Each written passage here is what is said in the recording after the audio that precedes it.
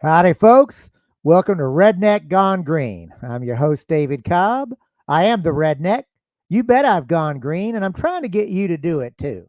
And as a reminder on this program, when we say go green, we ain't talking about mere environmentalism. We're talking about something deeper, a recognition of the interconnectedness of all of life. And whether you come at that from a hard science perspective or you come at it from a deeply eco-spiritual feminist perspective, or like me, you say those are both completely valid ways of understanding the world, let me just say this.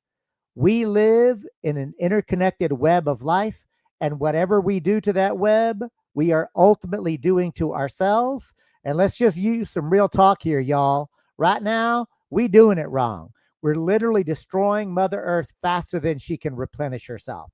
And the point here on Redneck Gone Green is to have real talk with people who are not just complaining about it, but doing something about it. And with that, I'm going to bring my co-host, Shane Knight, into the conversation. Shane, how you doing, buddy? I'm doing pretty good for a moan day. I know, man. Looky here.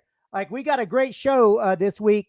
But before we do, I got to say, once again, Donald Trump continues to astound with his stupidity.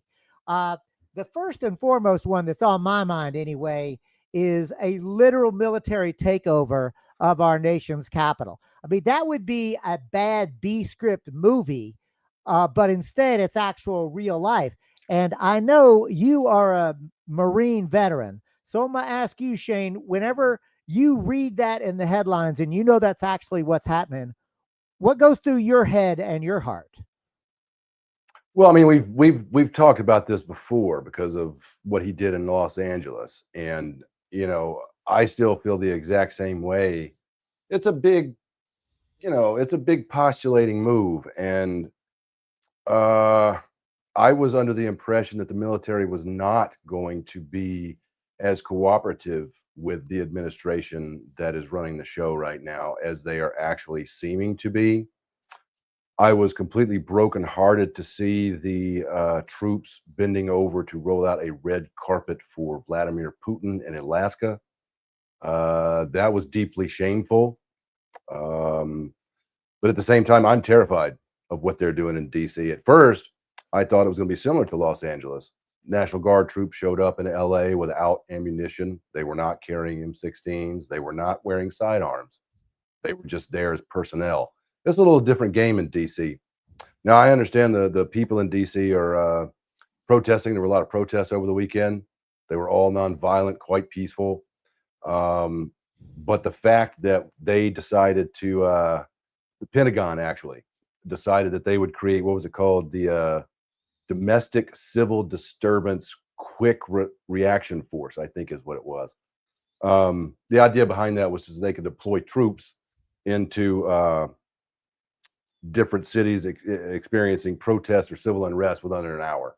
Now, if the Pentagon's sitting there agreeing with this and thinks that it's a good idea, I couldn't speak for the soldiers that are on the ground, uh, what must be going through their minds.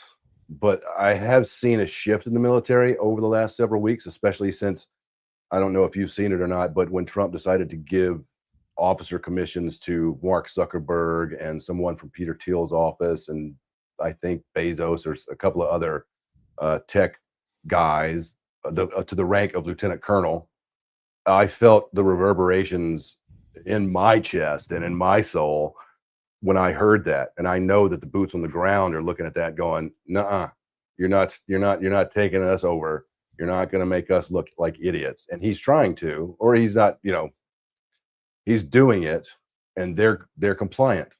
Um, Well, Shane, thank you for that, because it also brings to my mind the Posse Comitatus Act, which is a federal law that very explicitly restricts and prohibits the use of U.S. armed forces for domestic law enforcement purposes within the continental United States.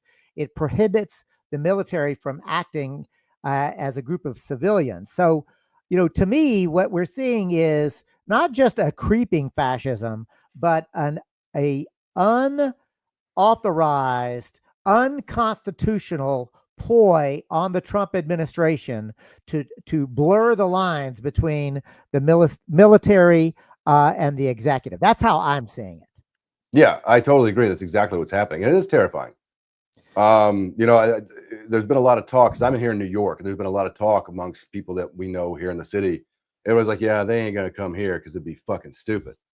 Now, we'll see. We'll see. What they're doing in DC is really scary. I saw some pictures from a couple of people that were actually there on the ground on Saturday and protesting. And, all it's going to take, they're waiting for that moment. They're waiting for the moment that somebody becomes violent, and then they turn around and they shoot someone.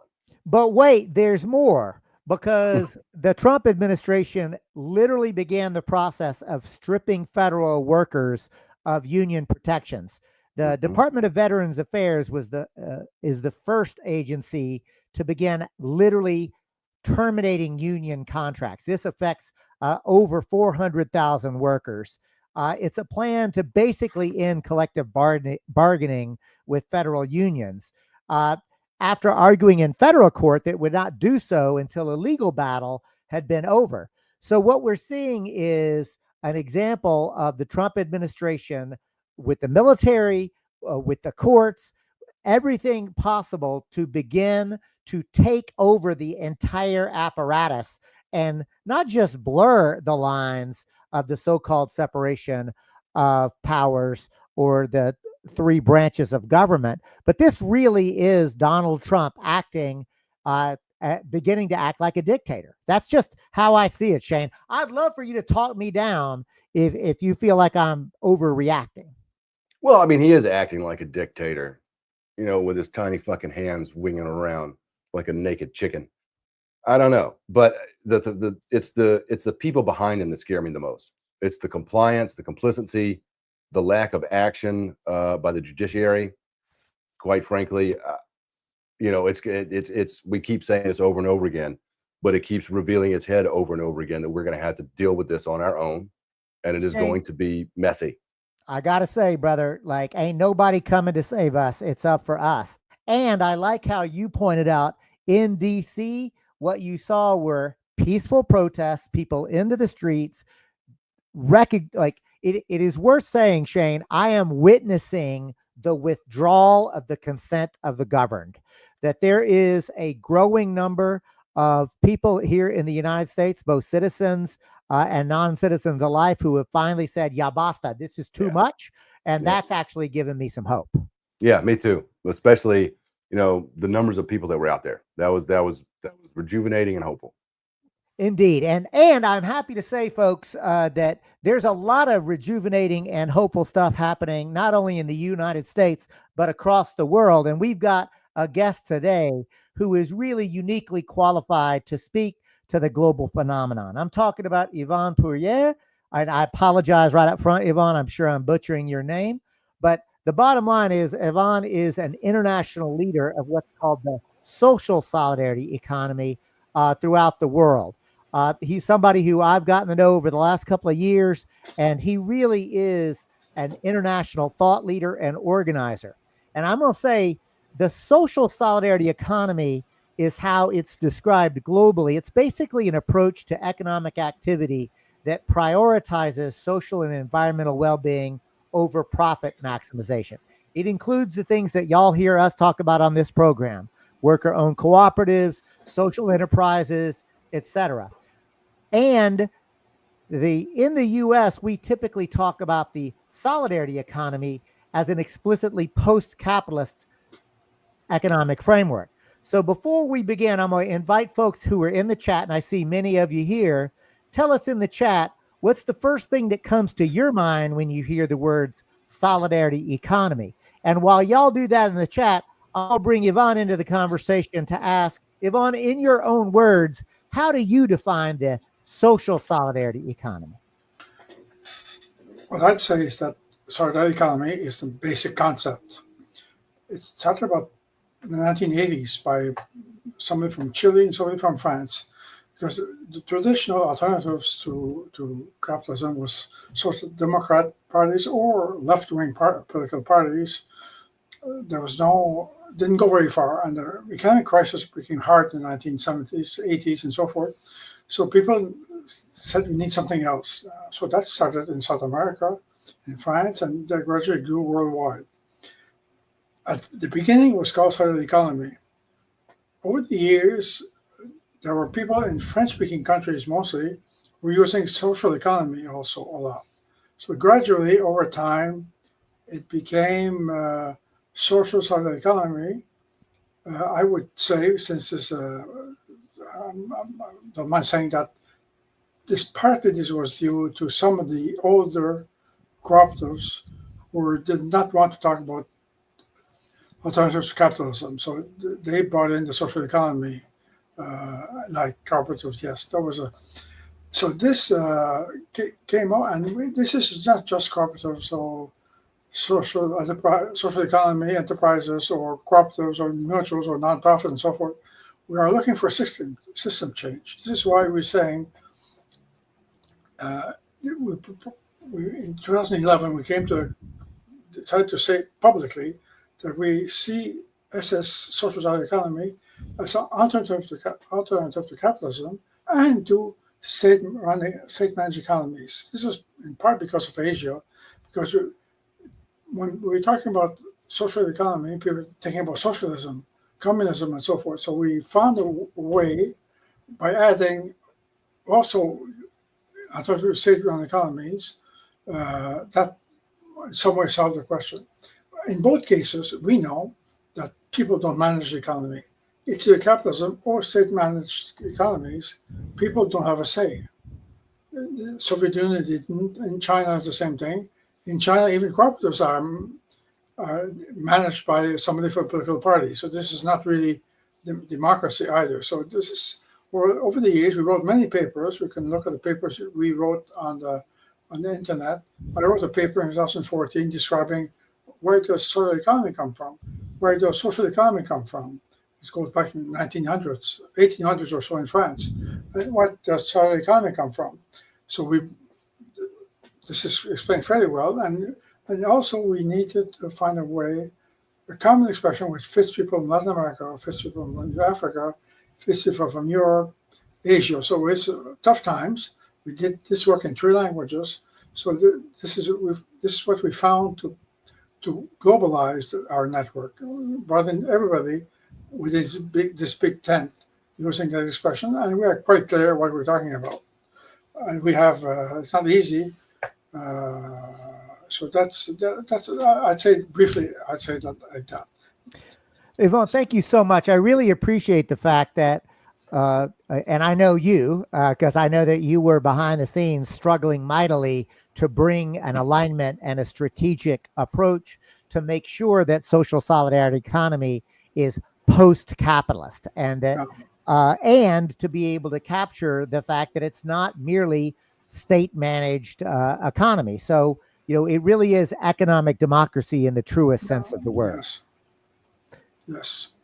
So, Yvon, it does bring me to mind how to ask you, as somebody who is history in both international labor as well as basic economics. In your own words, how would you describe things like cooperatives and community land trusts and public banks? How does that all fit together in one movement? That's a tough question, because some of them in those movements are close to social economy and some are not. It depends. It's not strictly a question of legal form or we are a cooperative or such and such. You could have a right-wing cooperative. I mean, it's just people just start to do business and don't care about the rest. So that's not social economy. So in other words, we have a vision, a way of seeing the world and what we want to change in this world. So people can voluntarily say we are part of that movement, and some don't. So, however, what I'd say is that they are in most cases, these organizations, except the big cooperatives, they are part of the movement in a general sense, even if they're not 100% aligned. I'd say that, and for example, the workers' co-op movement is very close to us. In most countries, they are members of our networks. So that's different because they're much closer to saying the alternative to capitalism, then unfortunately, some of the large cooperatives who have billions of sales every year are a bit far away. And for example, I'll give you one example, which is not easy, farmers cooperatives. Here in Quebec province, where I live, there are very huge farmer cooperatives for milk. So all these small farmers or small businesses, they're all in some way capitalists or private businesses to get together in a cooperative to sell their goods and indeed struggle against the, multinational American corporations who want to take over the milk industry here. So they're resisting that, but they're not explicitly against capitalism. You will never hear them talk about capitalism, things like that. So there are some in the banking movement in the same cases. I mean, some are in, and some are not. So this is very complicated. And some are in other types of networks, organizations. I'm very glad to mention in India, there's a community development organization, which is have 10,000 villages with 5 million people in those 10,000 villages. They use the expression community development. They were been doing it for 50 years. Now they realize that circular economy is an overarching, or SSC, or social is an overarching tent for everybody. So this is what we're trying to do. And I could give so many examples from cooperatives in Japan, cooperatives in Australia, or other community organizations. I mean, some of them don't need to be explicitly aligned. Just one small example: in Indonesia, in one of the in Malaysia, sorry, in one of the islands, the government gave the land, mountain land, for sell the wood.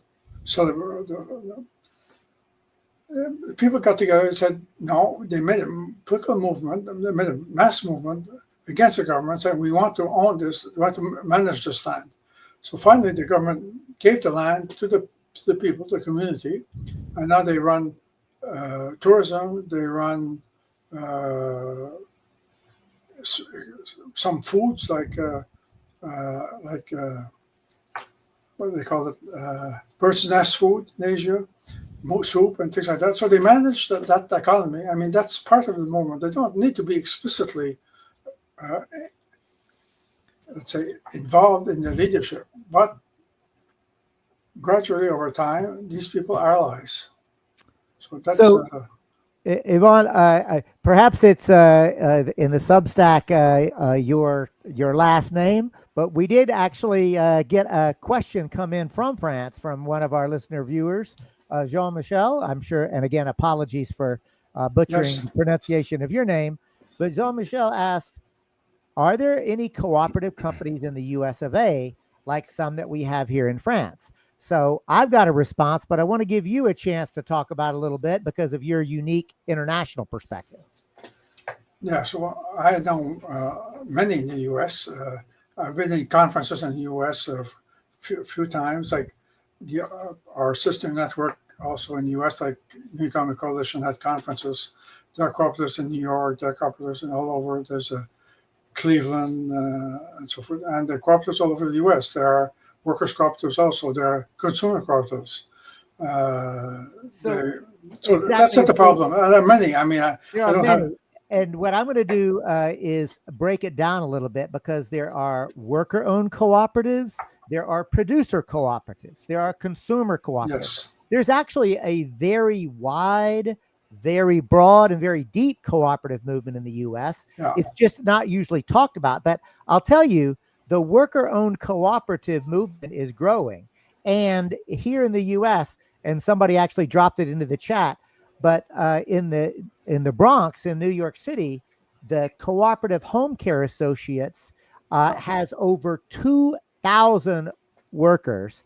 Over half of them are workers owners. In addition to that, Equal Exchange is a worker-owned cooperative that distributes organic coffee, and then now they've added tea and sugar and cocoa. There's the Evergreen Cooperative that is an ecosystem in Cleveland. The point I want to make is, y'all, there is a broad, deep, and growing cooperative movement in the U.S., but it's not usually talked about in that sort of approach. And I really want to lift up the work that Yvon and the International Continental Network is doing to actually do that, because I want to bring now, Yvon, the conversation specifically to repasse. And I know that, in French, the acronym actually has a meaning. So I'm going to give you a chance to give the acronym properly to repasse and then explain what the heck it is. Yeah, we use the acronym because it's the same in Spanish as in French. So this is why we're using it. We are the Intercontinental Network. This is something important to mention, that we're not international network, we're intercontinental network. This means our purpose is we have a decentralized network where in each continent people organize and then they join globally because they need somebody, they need an apex organization to do the advocacy work globally. So that's why it's called Intercontinental Network. For the promotion, that's the reason to get together, because we need promotion at the global level, including the UN, of social solidarity economy. In France, many people use social and solidarity economy. In our case, when this was the name of the network was decided in 2002, in the making in Senegal, Dakar, Senegal, Latin Americans said to remove the and, because in France, it meant there were two movements. There was the social economy movement and the solidarity economy movement. The Latin Americans said there's only one. In other words, to qualify, you need to be in France is important here. To qualify for social solidarity economy, and this is important for people in the US and English-speaking countries, the social economy we're talking about here is social ownership. The ownership is the social, not the purpose. So that's, and solidarity, of course, means people more radical movement. So we need both. There's also in Quebec and in Cameroon and other countries, another expression for this type of economy is called collective economy, meaning collective ownership, collective management, collective democracy. So whether it's co-op or nonprofit or whatever, it needs to be managed by people and not by capital or stock owners. So that's why we came about that expression in 2002, and we continue to build on that.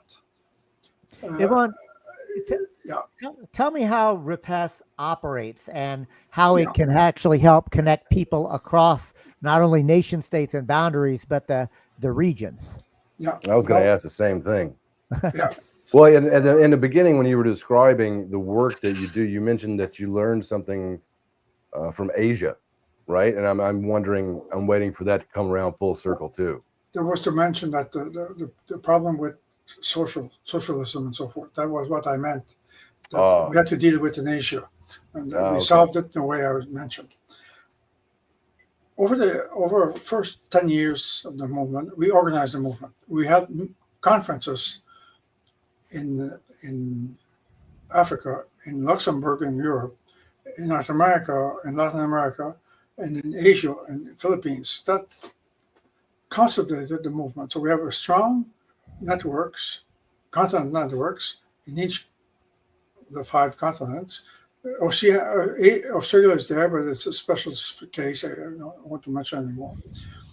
However, and this is important to mention, what was a game changer was the 2008-2009 global economic crisis provoked by the US, subprimes and everything else. So something you know well about.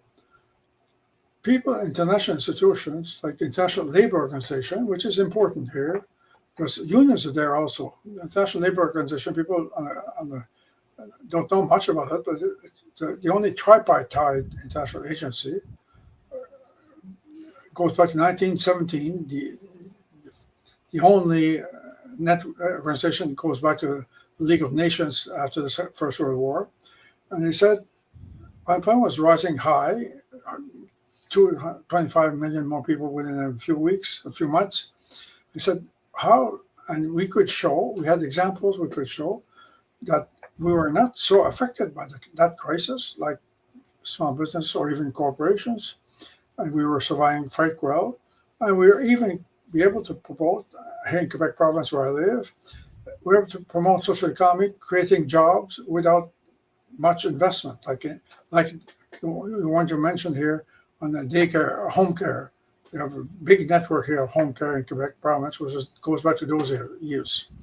So they got interested and said, because Africa is getting development in Africa, been trying everything for 40 years and anything has changed. Latin America was very problematic because dictatorships, remember Chile in the past and so forth. So they said, this is interesting. It was the first conference by international organizations in May 2013, in Geneva. This was a whole conference, 2-day conference. Emily was there. Emily Cowan, you mentioned at the beginning, was there and spoke for REPAS. And this got those organizations like United Nations Development Program, World Health Food and Agriculture and Food Organization, and about 6 or 7 other UN agencies said, this is interesting. We need this tool. Even if they cannot, as a UN agency, say they can't challenging directly capitalism, they need this tool for development in the global south, mostly because unemployment was high and so forth. So this led to the creation in September 2013 of the United Nations Task Force on Social and Circular Economy. So I've been involved in that since the beginning. And this is interesting because we have quite a few international networks like us, but also UN agencies. So we've been working together for the last 10 years now, 12 years in fact. And right away, I want to mention that through this involvement, we will have many allies. There are also countries who became allies, and we were able to make a move towards the United Nations to promote social solidarity economy in the United Nations. We had tried for the Sustainable Development Goals, but there was no success. So it took a lot of time, and we were able to, different countries also voted legislation on this social economy or social economy, like about 20 countries now have voted legislations. So we were able to get allies to go to the UN. So this was because at the UN only countries can propose resolutions. So France, Spain, Senegal, Chile, Argentina, and a couple of others said, okay, we will bring this at UN. It took a bit of time because of COVID. UN was not doing anything else. So I was involved in that work up to my head all the time. I had proposed that we go ahead in 2017. There was a guy at UN from France said, oh, this is good. The time is ripe for UN resolution. So I heard that very well. And this was my purpose for many years. I concentrated deeply on this work. And so finally, I wrote a paper, tell the history in detail. We were able to get the United Nations General Assembly adopt by consensus a resolution on social solidarity economy and the Sustainable Development Goals. This was adopted April 18, 2023. I was at the UN in 2022 for 2 side events, one organized by France and one organized by Spain, and 42 countries endorsed the resolution. One of the reasons it was in some way, somewhat easy in some way, is that there's no funding. Did not mean that countries had to deliver with funding.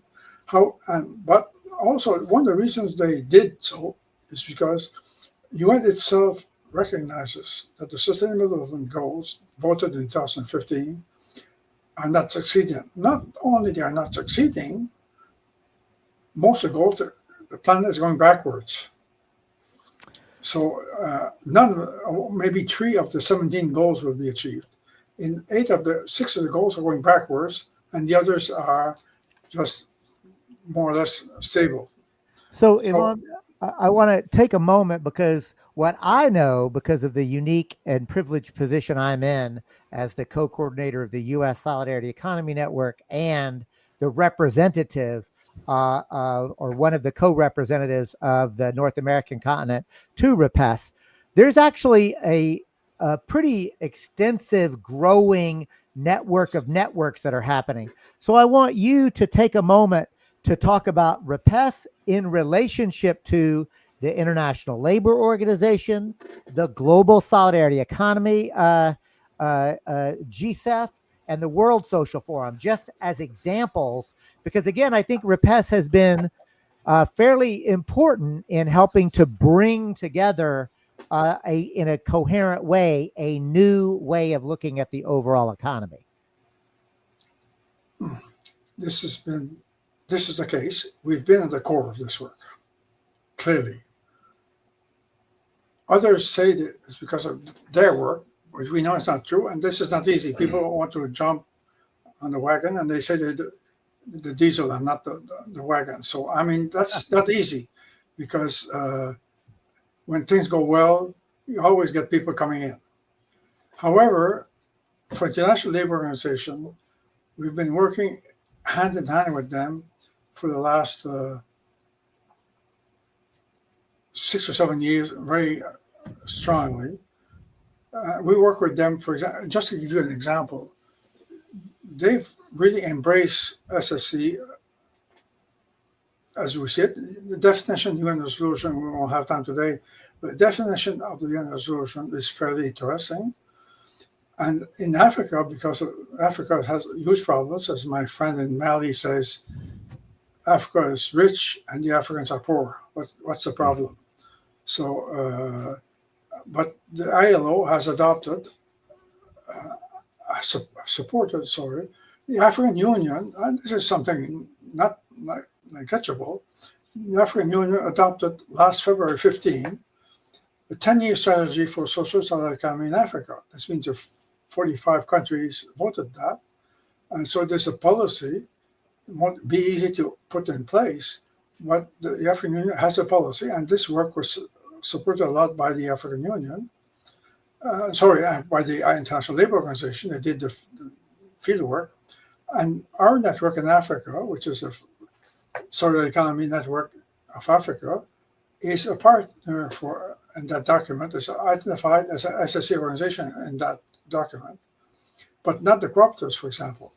Because they don't talk about cooperatives globally, they don't talk about SSC, they talk about cooperatives. That's the same thing. In general, the same thing with the International Cooperative Alliance. They say they support the SSC, but I mean, when they have the opportunity, they only talk about cooperatives, as if the cooperatives were the solution. I could say they're part of the solution, but not the solution. So this is, we did the same thing in this year, which is another, for us, unexpected achievement. We've been for many years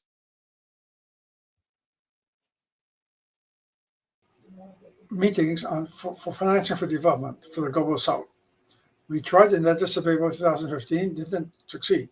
This year, the meeting held in July in Sevilla, Spain, the SSC is recognized in the official UN document.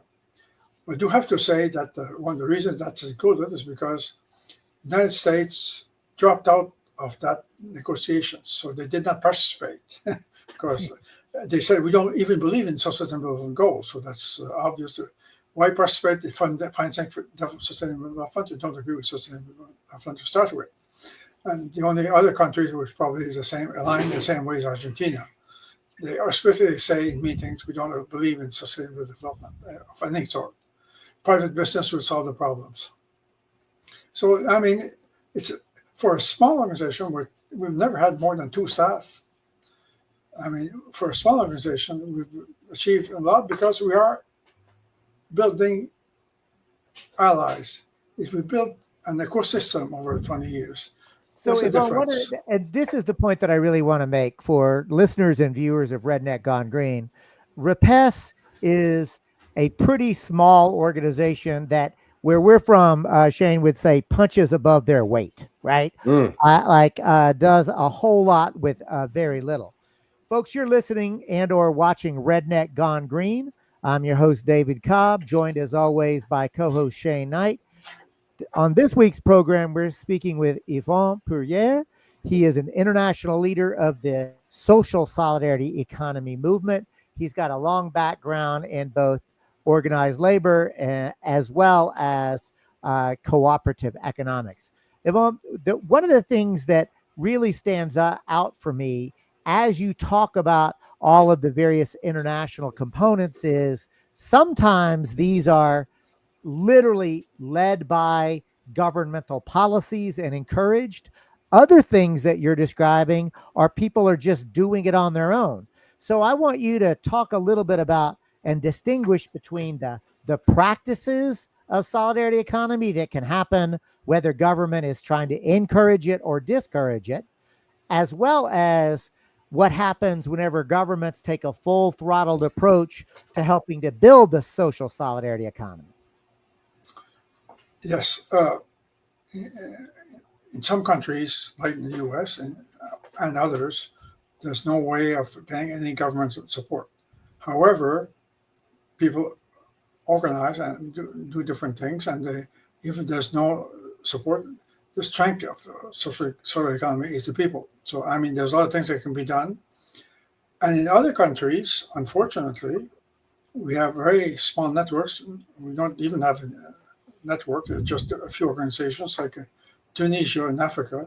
They voted a law, but the government decided what to put in the law, which is not, which is the best because you need to match the needs and the tools in the legislations. Where it works best is when both work together. For example, it's not a country, it's a province, but Quebec province in Canada, because it's a French-speaking province, we were one of the colonies which the American independence movement did not capture. So the French stayed here, and Quebec province, the French community has been a minority community in Canada, and the capital was British or English speaking in Toronto and so forth. So there was so this led to a cooperative movement which started over 100 years ago. Gradually over time, here with something very different, the unions. I was a union activist all my years when I was a teacher. We were very strong to support social movements. We were very strong to support cooperatives and owned by union members. Daycare here was introduced by unions because our members in the 1970s, a lot of young women started teaching. So this led to a big change and needed daycare. So a lot of things like that happened. And here we have full-scale policies. The law was adopted in 2013, and the law makes an obligation to the government to create, every 5 years, have a 5-year policy to support what we call here social economy, which is really quite similar to social economy, and it works quite well. In Mali, in Africa, the government also published a public policy to support SSE. So this is not very strong yet. It's going forward, but we need international organizations like the ILO. We need UN offices in different countries. So we're gradually moving to the other level.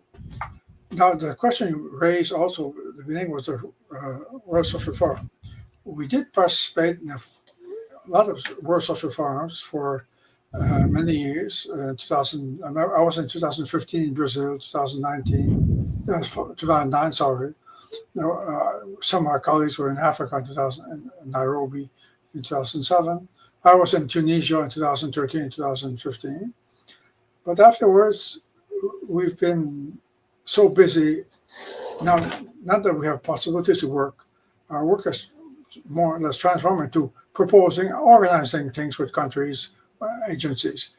World Economic Forum, World Social Forums were more in protest mode in some way. We were a bit the exception in those meetings. So we don't have the time, and we have less opportunities because there's so many new opportunities coming up. For example, for the first time, we'll probably be at COP30 in Brazil this November. It's a chance for the first time, probably, we will have parallel sessions or workshops on social side economy or solidarity economy. We have UN agencies, we have UN solution. We have so many things now that we can. Yvon, let me ask you this. What role do you think government should be playing here in order to avoid the co-optation? In other words, when you describe the social solidarity economy, or in the US, we call it the solidarity economy, as explicitly post-capitalist, it's very clear that government has a role to play to encourage that. But I also worry very much that government is going to just do social democracy. They're not going to do real economic democracy. That could be a problem. I agree. But it depends on the network. It depends on who is in those networks. For example, here in Quebec, it's strong enough, the network. Unions are involved also on the government, on the board of this network and so forth.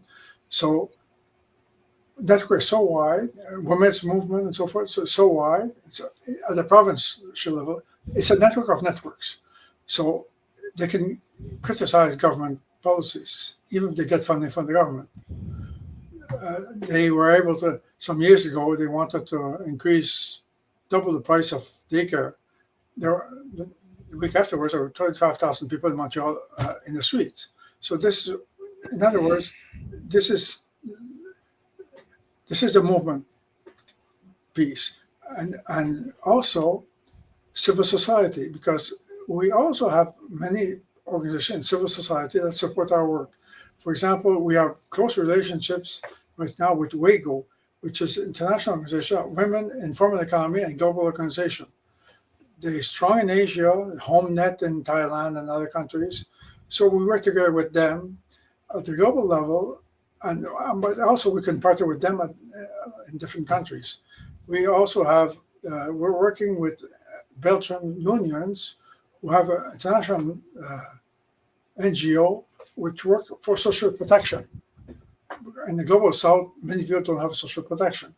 So, but indeed, any movement can be captured. Clearly, we need to be aware of it. Once we are aware of it, and we continuously talk about it, and sometimes people get captured. And I mentioned something which is somewhat of a danger here. Probably our worst adversary is what we call the social entrepreneurship movement. Say more about that. Yeah. In the US, this started about 34 years ago with Ashoka and Skoll Foundation. Social entrepreneurs, what they say is that we will solve the problems of the world by creating more social enterprises. So individuals who create a private business, most of the time, sometimes they can be a cooperative or nonprofit, but in general, they are private businesses. And in the last 5 years, they've merged with the Davos World Economic Forum. In fact, the leadership now is the World Economic Forum.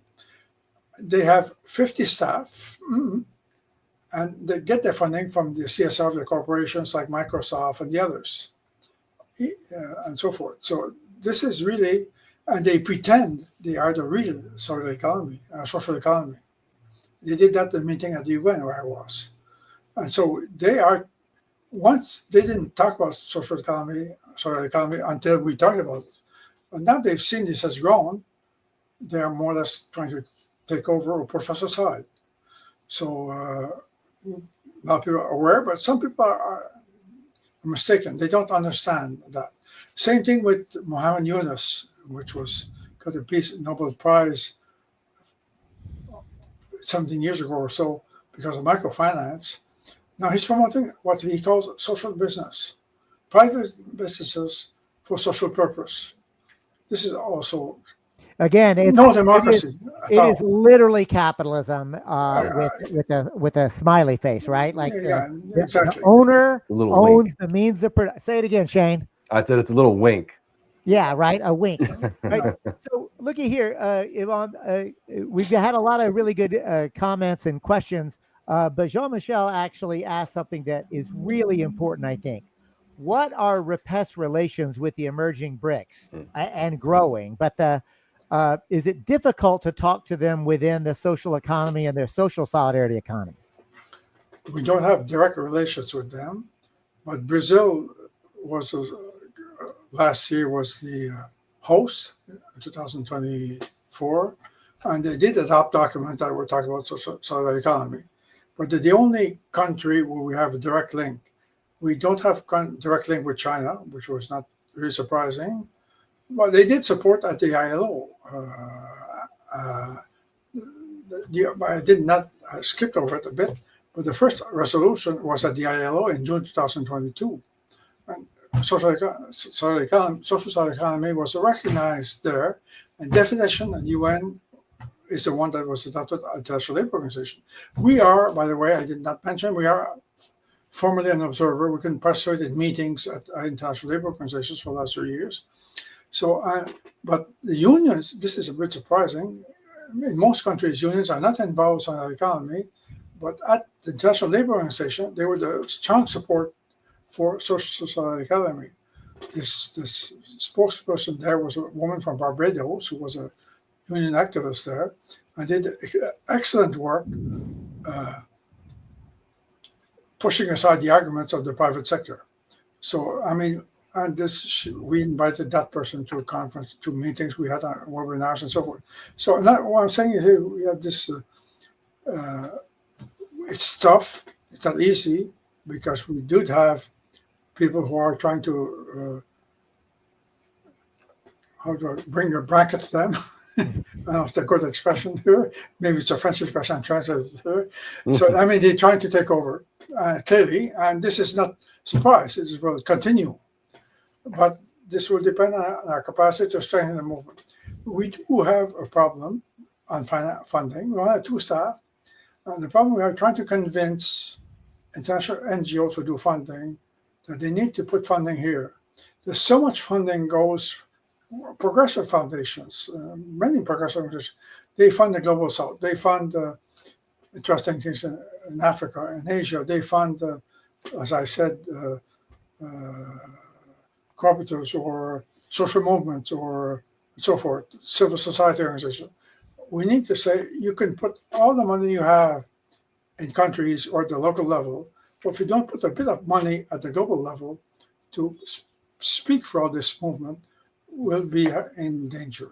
So, Yvon, before we go into what I like to call our speed round to close us out, I want to ask you very pointedly, if someone who's watching tonight and or listening to the podcast, if they want to get plugged into this, where would they start? What's the role that you think somebody who's just now coming into it, how could they get involved in something in their own community? Well, we say you need to join the movement in your region or country. For example, the Solidarity Economy in Boston, Solidarity in New York, St. Louis, Missouri. There are many organizations in the U.S. You don't need to search very hard to find people to work with and work globally, even if it's tough. It's impossible right now, of course, to work at the federal government level. Maybe in some states, I don't know, or municipal governments and so forth. That's another possibility. But you can help, and for the global level, we do have work groups sometimes we set up. For example, we are setting up, within a year, we'll probably have a group of researchers who are much closer to social economy than to social economy. There's an organization in Brazil where maybe we will create that type of network for researchers with us. There are many different possibilities. So But at the global level, very few individuals can get involved. So, folks, and that's the point. Like what I really want to underscore to you, if you are listening and are watching us, that this isn't mere abstraction. You could join a credit union. You could help start or join a worker-owned cooperative or a consumer co-op. You could push your local government for participatory budgeting. You could demand progressive procurement practices. You could get involved in a community land trust. The point is, y'all, you don't have to wait for permission from either government or Wall Street. You can get going right now. And Yvon, in the last bit of our time together, I've got 3 specific questions that I want to ask you, and we'll do them in rapid fire. The first thing is, what is the biggest myth about the social solidarity economy? It's coming for the poor, repairing what the system is doing. That's one of the things that everyone used against us. We're not the real economy. The real economy is business. That's something the traditional people, right wing, and they don't know what it is anyway. So that's no, I love it, and I it's a great answer. So, second or question, or as Ruthie knows that I like to say, the penultimate question of tonight: what's one book or website that you would recommend people check out? There are 2 websites: the Repass website and another one called socioeco.org. You can put that in the chat maybe, or I can put it in the chat. Yeah, please do. And I'll do it. And I'll put them trying to. So. All right. Well, there. Thank you, Shane. Just dropped into the chat. Repest.org. That's the Intercontinental Network of Networks. Yeah. And the other is socioeco.org. Socioeco.org. And here is the last question that I want to pose to you directly, Yvon Poirer. What is giving you hope right now? Concerning my age, 1 or 2 things. Feminist movement. Women are more and more equal and participating in all this work. We need to get rid of patriarchy, and we can't do that without women, of course. That's so obvious. So, and this is not patriarchy is a huge obstacle, because it's not only against women; it's everybody. It's against everybody. The patriarch, like Trump, can control the world. That's the way, and the power is built. Political power is also linked to that way of thinking. This is old thing, but we need to overcome this. I think that's the one message I would give to that. And as end with a thing I wrote in the paper. After all, we want to have one humanity and one planet. There's no reason why we can't organize everything well. Fantastic. Always hopeful. I want to thank you for joining us here on Redneck Gone Green. I appreciate your good work. And folks, it is my pleasure to tell you that next week, Monday, August 25th, we'll be joined by Edget Batru of the People's Network for Land and Liberation. In the meantime, I want to remind you to like, comment, and subscribe. You can join us on Substack, cleverly under Redneck Gone Green. Of course, I want to give a big thank you, as always, to the good folks at the Democracy at Work platform who gives us the opportunity to bring Redneck Gone Green to you. In the meantime, keep on keeping on. Can't stop, won't stop, y'all. Peace.